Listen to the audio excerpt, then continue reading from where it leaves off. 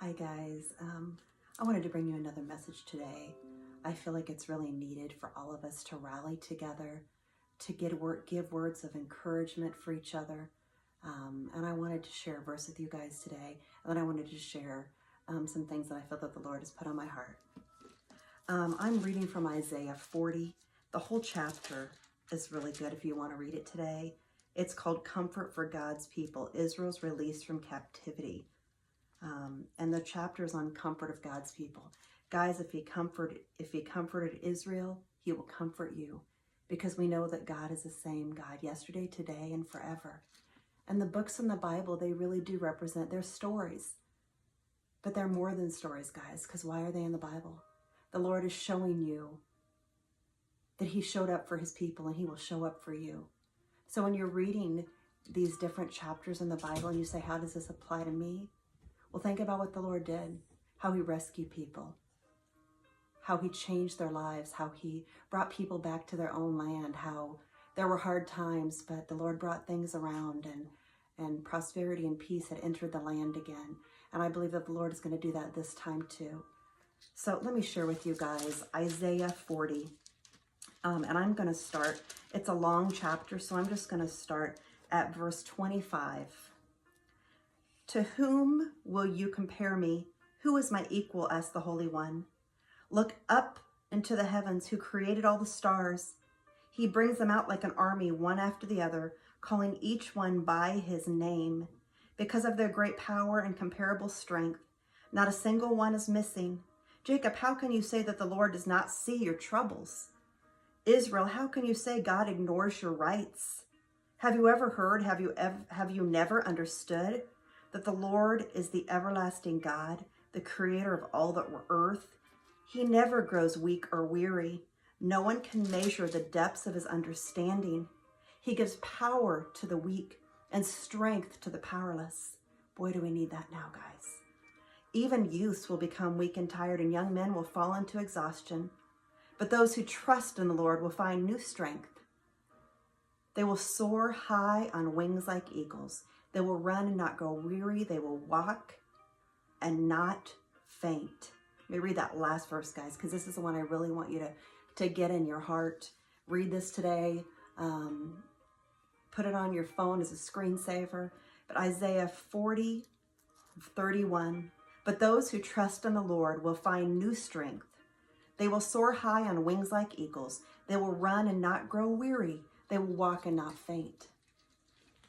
Guys, the Lord promises that he will be there for us and that he will give us peace in the midst of the storm. We know that he does that. And he will give you peace in this chaos.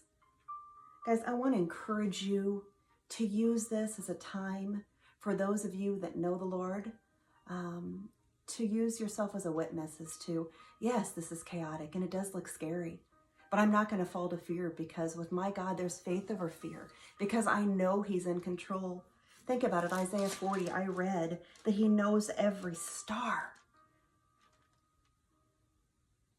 And it says, let me read this. Look up, O heavens, who created all the stars and brings them out like an army, one after another, calling each by its name. If the Lord knows the stars, if he created this whole earth, you think he's not powerful enough to handle coronavirus? Guys, he will, and I believe he's going to handle it much quicker than they're calling for. So, but what I want to encourage you today is that we need to be the light in the midst of this darkness. That we that walk with the Lord, know the Lord, have asked him into our lives, into our heart, that we need to be sharing this with others. We need to be the light. Guys, I've dealt with a couple people today on the phone. I'm staying at home because of my immune system, but I've dealt with a few people on the phone, a pharmacist, I've dealt with a nurse, and a mortgage officer. And you could tell, guys, they're struggling. They're getting a lot of calls. The mortgage officers are getting a lot of calls because people are worried about their mortgages and what they're going to do if they're not working. Nurses are overwhelmed. Pharmacists are overwhelmed. And I can tell you, I could hear the stress in their voice. And they weren't trying to be not kind, but they were being kind of gruff. And with each one of them, I said, I'm praying for you because I know this is a tough time for you. And guys, it just changed the atmosphere, just shift the atmosphere. You could tell what they were thinking. Are they thinking, with everything going on, she's praying for me. Yes, that's who we need to be. We need to be praying for others, especially our doctors and nurses and the people that are high risk right now, because we need them. Guys, they were trained for this, but it's still scary for them. We need to lift up our doctors and nurses because we need them well. They need to stay well so they can serve us. And that's what they are. They're servants, guys. They get paid, but their job is difficult, and we need to thank them for what they're doing and lift them up in prayer right now. Guys, just as they are servants and the hands and the feet for Jesus, we need to be a hands and a feet for Jesus. The Lord doesn't walk the earth. He walks here in spirit, but he doesn't physically walk here on earth. He works through us. If the Lord tells you to call and pray for someone, you do it. If the Lord wants you to take someone a meal, you do it. We are to be his hands and feet. And not only that, guys, but this is our testimony. People are watching us. People that maybe know the Lord but have walked away from him. People that have never known him. They're watching you. How is she reacting to this? How is he reacting to this? Not just that, but your kids. For us that are moms and dads, even if your children are adults, they're watching you guys. They're watching how you react to this, and you're teaching them for when you are gone. This is how we handle it in times of crisis. Yes, we're afraid, but we have faith over fear. I'm encouraging you guys to be the light today to others. Show your children, show others how we handle a crisis. We do not shrink back. We do not fall to fear. But we know that the Lord has a plan for our life, and we know he's got this. Everything that happens passes through his hands, and we know that he's got us.